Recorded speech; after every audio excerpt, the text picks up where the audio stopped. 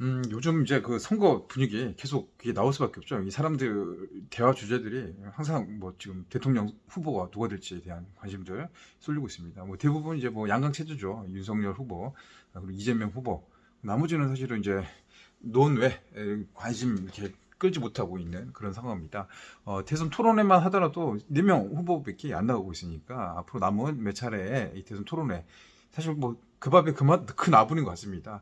벽보들 보면 꽤 많은 후보들이 이 대통령을 하겠다라고 지원해서 나왔습니다. 꽤 많죠. 후보들이 지금 몇 명이고 한 10명 정도 넘은 것 같은데, 거기 보면 이제 군소 정당, 듣도 보다 못한 이 대통령 후보들 나오고 있습니다.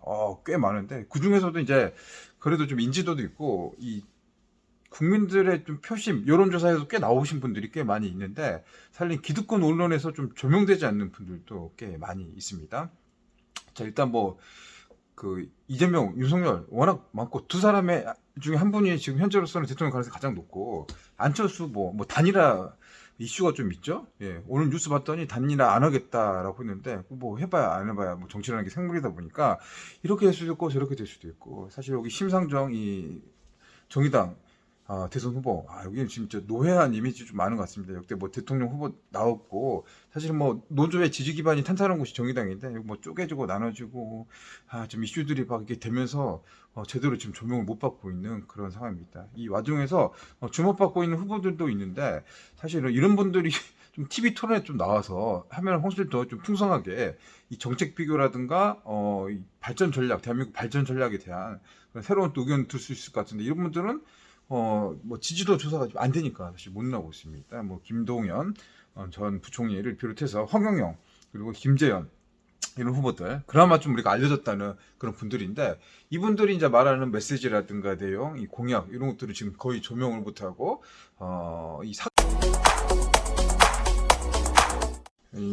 좀 궁금해요. 사실 요즘 들어서는 뭐 허경영 후보에 대한 이야기들 좀 많이 들립니다. 뭐 서민들 또 자영업 사장님들 나이가 좀 있으신 분들에 대해서 워낙 먹고 살기가 힘들고 팍팍하니까 그러겠죠. 이 공약 33가지 공약 있는데 파격적이죠.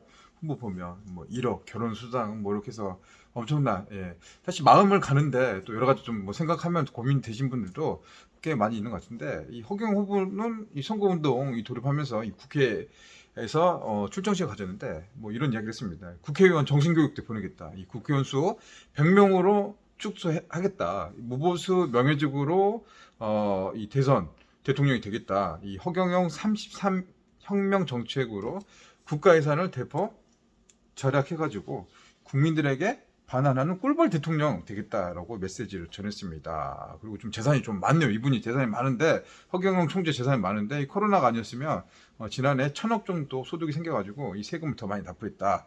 예, 주 수입원은 강연과 축복이라고 합니다. 꽤 많은 분들이 이 허경영 분들 많이 가는 것 같아요. 그죠? 어, 이제 그 이재명 후보와 윤석열 찍으면 한국 정치는 미개국으로 전락한다. 뭐 이런 주장들 하고 계시고 이 돈 걱정 없는 세상을 만들겠다. 대통령에 당선되면 취임 2개월 내에 18세 이상 국민에게 코로나 긴급 생계지원금 1억 원 지급하겠다라고 했습니다. 18세 이상 국민들에게 매월 150만 원 평생 지급하는 국민 배당금 제도. 야, 이거 뭐 혹하죠, 사실은요. 이것만 되면서 나라가 이제 발전하면 좋은데 사실 이제 좀 고민하신 반대 국부도 있기 마련이니까 거기에 또 의아심 하시는 국민도 많은데 일단 지금같이 어려운 상황에서 사람들이 힘들고 어렵다 보니까 이게 마음이 쏠리는 게 사실 솔직한 사실인 것 같습니다. 1억 준다면 예, 지금 그러죠. 예. 그리고 다른 후보들 또 어떤 분들 또 있나 뭐 대표적으로 한 두 분 정도만 더 이야기하면 김동연 새로운 물결 대선 후보 또 김재현 진보당 대선 후보 뭐 군소정당이 대선 후보인데 자, 이분들이 관심이 상대적으로 적게 받고 있는데 어떤 정책과 어떤 차별화된 공약으로 다가가고 있을지 사실 고군분투하고 있는 현장의 이 목소리입니다. 김동연 후보, 혁신 스타트업 10만 개 만들겠다. 지금 대한민국 벤처 기업이 4만 개가 채 안 되는데 그곳에 나온 일자리 얼마냐? 83만 개다라고 말했습니다. 4대 재벌 대기업보다 많은 고용을 이 벤처 기업이 창조하고 있다라고 강조를 했습니다. 벤처기업 10만 개를 만들어서 우리 청년 일자리 200만 개 만들 수 있다. 자, 벤처기업 10만 개를 만들기 위해서 벤처 생태계를 완전히 바꿔서 민간 주도의 회수 시장 중심으로 벤처 기업 육성책 바꾸겠다라고 공언을 했습니다. 공무원 숫자도 대폭 줄이겠다고 했습니다. 규제 개혁을 위해서 일하는 공무원에게 인센티브가 주어지도록 정부, 공공기업 부분부터 진행. 이거 뭐 되게 좋은 것 같습니다. 이 보다 보면은 이 후보들 사이에서 좋은 정책들도 있더라고요. 이런 것도 합쳐가지고 예. 또 좋은 거면은 뭐 여야가 따로 있겠습니까? 만들어서 하는 것도 필요할 것 같아요. 이 김재현 후보 사실은 또 여기도 존재감이 잘 없는데 창원 같은 데서 집중 유세를 펼쳤다고 합니다. 어떤 이야기 했나? 이 창원을 예로 들면 10년 동안 노동자의 정치가 얼마나 간절하고 중요한 곳인가를 가장 먼저 보여준 곳이 창원이다. 진보 정치 20년 동안 해온 저로서는 창원 노동자께 감사할 뿐이다 라고 이야기를 했고, 자, 하나같이 민주노총을 비롯한 노동조합에 대한 거리두기를 하고 혐오를 조정하는 상황이다.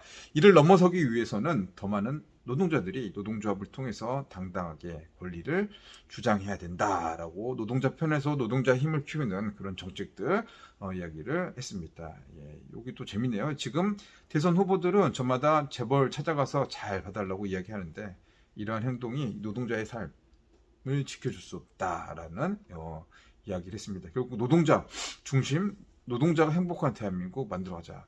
사실 취지는 좋은데 현실적으로 이게 잘 안 되는 거예요. 민주노총, 노조에 대한 국민적인 여론 현장에서 제가 봤을 때는 좀 싸늘히 식어가고 있다라는 이야기를 했습니다. 자, 이제 대선이 얼마 안 남다 보니까 다들 뭐 밥상머리 화제, 이 술자리 안주거리가 이 정치 이야기들 많이 나오는데 오늘은 김동연, 김재현, 허경영 군수정당 후보에 대한 좀 관심들도 재미가 있을 것 같아서 한번 이 내용을 정리를 해봤습니다. 자, 오늘 여기서 마치겠습니다. 여러분 고맙습니다. 감사합니다.